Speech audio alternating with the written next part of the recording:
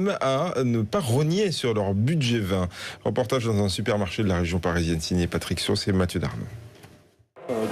Vous voulez mettre quoi comme... Raisonnable. Raisonnable, combien? 10 €? Un petit peu moins. Un petit peu moins?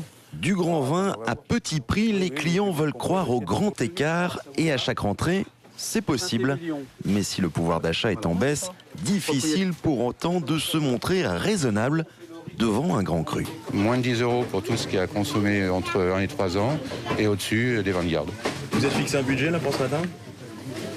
On va dire 200-300 €. Cette année, j'ai absolument pas été raisonnable. Donc, j'ai doublé mon budget par rapport à l'année dernière par des coups de cœur, et puis je me suis retrouvé devant la caisse et puis ça avait doublé. Les bonnes affaires sont pourtant là, en particulier cette année, car si le millésime 2005 était exceptionnel, les crus suivants sont un peu moins bons et surtout moins chers.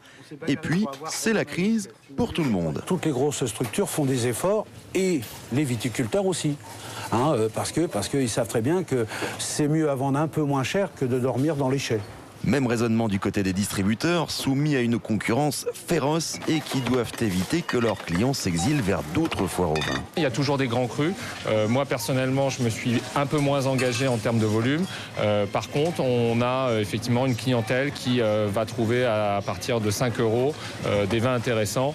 Un effort sur le prix obligatoire, car dans ce supermarché, 10% des ventes de vins annuelles vont se jouer dans les 15 prochains jours. La Mostra de Venise a livré son verdict.